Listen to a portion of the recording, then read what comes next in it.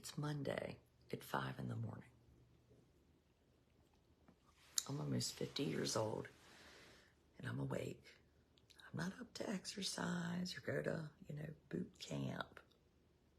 Get on a treadmill. I'm just in here.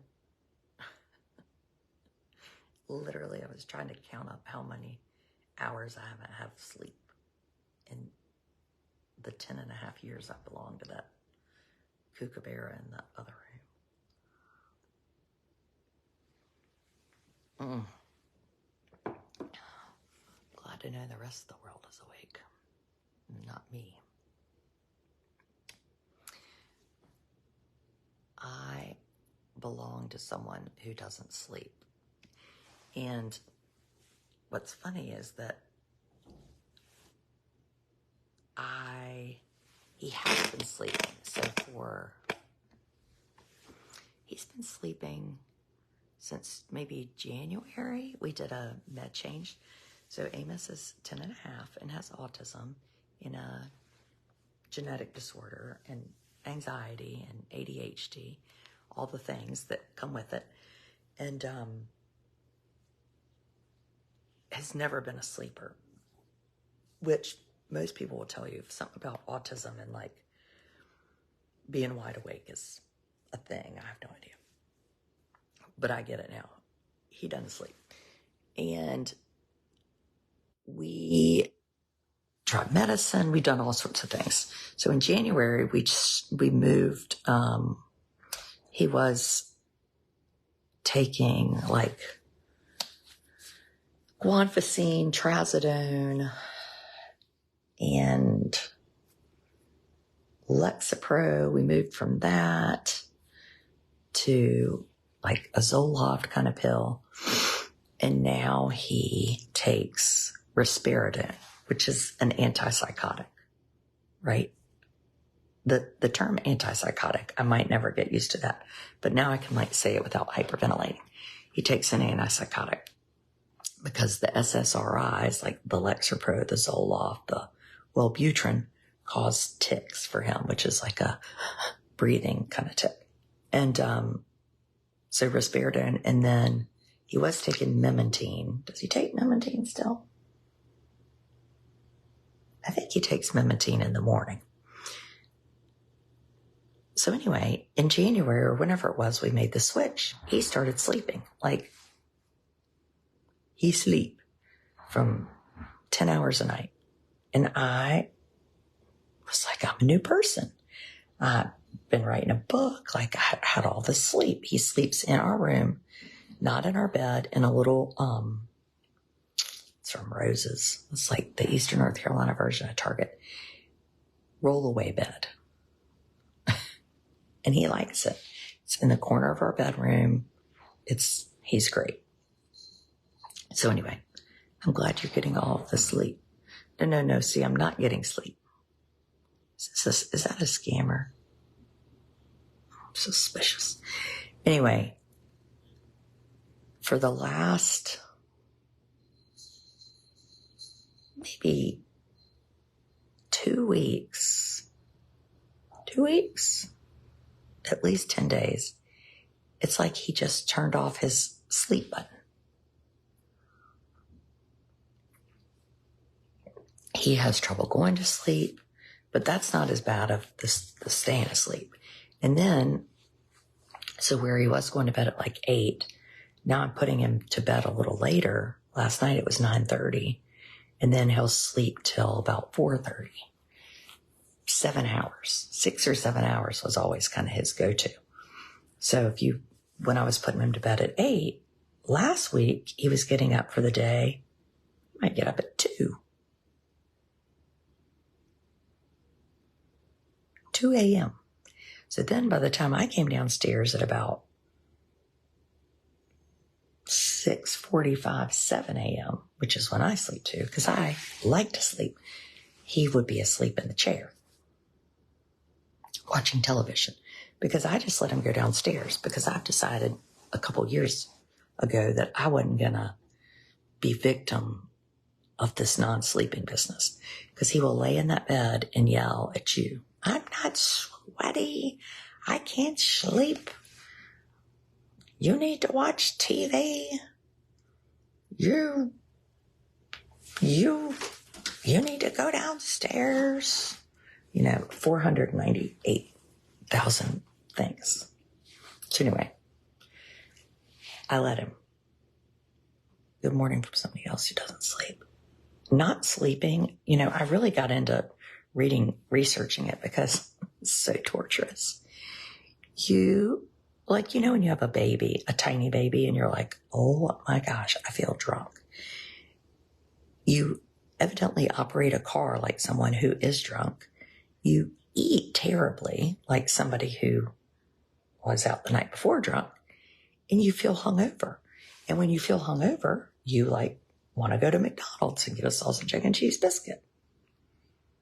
I think I've gained 3 pounds in the last week just from my not sleeping. So anyway, if you're out there, I see you. Well, now all the regular people are getting up because they just are, tryhards. Just kidding.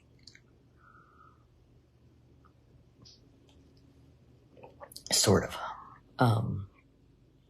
But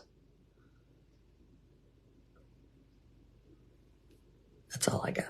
And then my husband just came down because he's awake too and was like, did you say that you changed his medicine? Like it was my fault that he wasn't sleeping. I was like, yes, I did say that. After he stopped not sleeping. It's like, no. You get up at 5 a.m. no matter when you go to bed. Cheryl, I cannot understand people that say that. Because what if you went to bed at 4 a.m.? You wouldn't get up at 5 a.m. You can switch your clock. Well, I'm not a 5 a.m. type. I don't need to see the day start. I am perfectly happy for the day to begin long before I see it. I mean, I could wake up and it could be 11 a.m. and I feel perfectly content. Not even a problem for me. So anyway, yeah, and it's a big week. Today is Monday, and my oldest son graduates from high school on Saturday, and this is one of the reasons that we're not taking him. Can you imagine trying to go to a graduation weekend and then not sleeping? My 8-year-old ASD son will wake up at all hours, come into my room and turn the lights on. I mean, turning the lights on.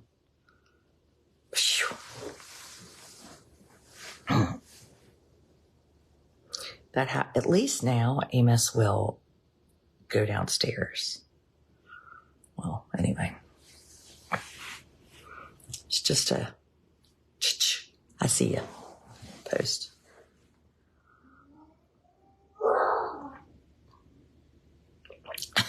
Zombie graduation. Well, here I am. I'm sitting here at graduation. I look exhausted. I have no makeup because I hadn't had time to buy one some in 10 years. My oldest son is graduating.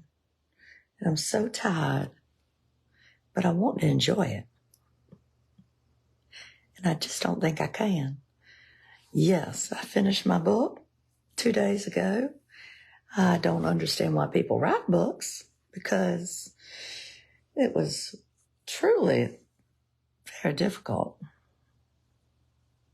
Other people, they love a book. They write a book every year. Not me. Y'all better all buy the book with Kate Swenson and Carrie Cariello, Autism Out Loud, because that might be the only book you ever see out of me. Mm-hmm. Yep. Take a nap later. Shoo-wee, Moses. No naps. I got to pick up turkey breath in there from school. And then I have something I have to do tonight from 6 to 10. It's like a form of torture. Torture. It's torturous. It's May. In May. Nope. Mm-mm. What normally happens, the other thing that I promise you happens like once a week, is something happens so you can't work. Somebody's sick, or they have to go to the doctor, or I have to go to the doctor, or they need something, or you got to drive to get the dog food, or take a car. There's like a tire that blew up, or, I mean, it's just something.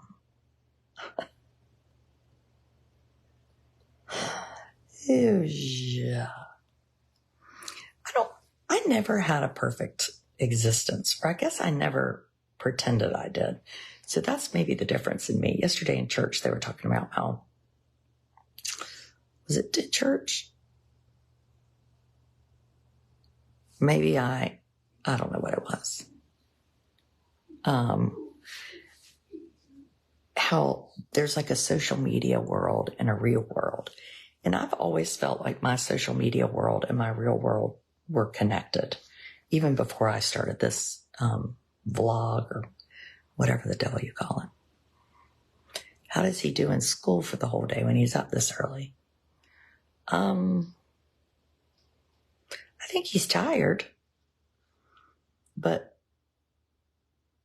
he goes. I mean, I'm not catering to this, him being tired stuff.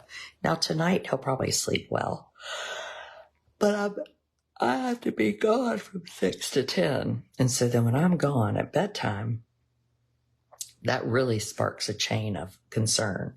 So then he's waking up in the night wondering if I'm there.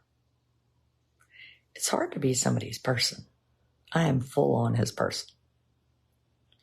And when you're somebody's person, your job is to be with them or within shouting distance at all times. So all night long, even when he does sleep, he does this. Mommy? Hi, Mommy. And then you have to say, hi. Good night, Mommy. Good night. It's like that book, Good Night Gorilla, in real life. Except there aren't a bunch of like zoo animals in the bed, but it feels like it. There's usually a dog, a cat, a husband. 978,000 pillows, which I sleep with. Somehow it seems like if I had more pillows, I might sleep. I mean, it's funny. Think how young I would look like if I did sleep and exercise. My soon-to-be 14-year-old is a non-sleeper. He will sleep a few hours during the day. Oh, you've had a newborn 14 years. Well, Melissa, my hat's off to you, because yours life is tougher than mine. And I always really do. Not always. I really try to remember, like, you know what?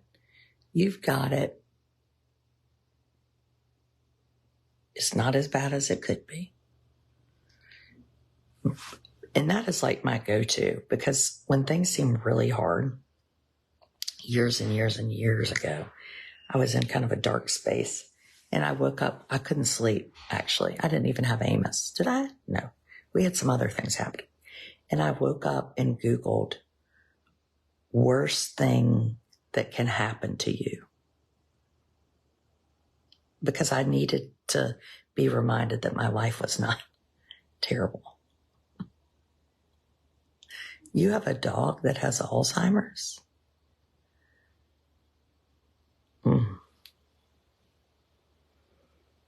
I didn't know dogs could get Alzheimer's.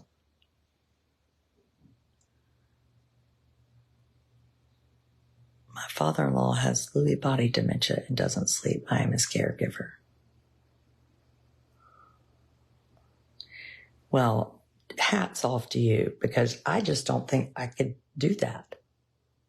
I mean, I think I'd be like Amos I can do, but a father-in-law or a dog, I think I'd be like, Adrienne is out of room over here. She can't take on anything else. you can't sleep and you don't have anyone keeping you up.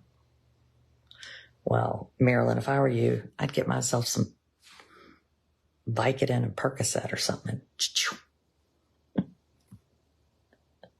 A dog with Alzheimer's? What? I feel like I've just heard that there's like a Tesla that looks like one of those Jetson flying spaceships. How do dogs have Alzheimer's? And how do you know if your dog has Alzheimer's? I might have to get a vet to come on and talk about this. This is important.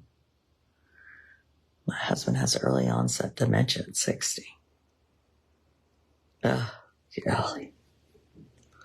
Well, I have a theory about one way. Well, they say you need to exercise a bunch, and that lowers your chance of dementia. So I'm clearly not doing that yet, but I am thinking about it. You're supposed to like walk 3 miles a day at a fast pace, and you're 60% less likely to have dementia. The other thing I think about dementia, and there's no research on this, this is just a debutante pontification, is that it's very important in life to acknowledge you're real and not try to Scarlet O'Hara yourself out of it, because then your brain is used to dealing with reality. Sometimes I feel like people that are like, oh, everything's wonderful, and then they sort of go beyond themselves. And then you're like, well, what happened to them? It was like they were kind of living in an alternative universe. I just made that up. But it does seem like I've seen that happen.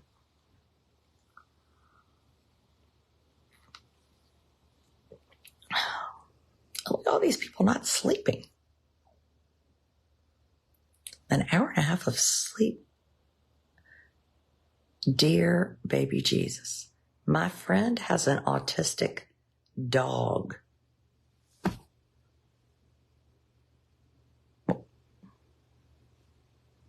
What? No. Seriously, please send me a message. I'm going to have this friend come on because I'd like to really hear a lot about this. I just read my mom was the Energizer Bunny. I thought you were saying your mom had an autistic bunny. Dogs can have dementia, not Alzheimer's. Now people are going to argue. It's not funny. But if you don't laugh, you go cuckoo. Okay. Subscribers, I'll see you in a minute. I have a subscriber group if you need to come over to the dark side and have more of a conversation where we discuss topics like doggy autism or Alzheimer's or what kind of medicine your child takes or needs to take, or having a senior in high school who thinks he is 30 and fully grown and needs no advice from anyone because he is very smart. And don't you forget it.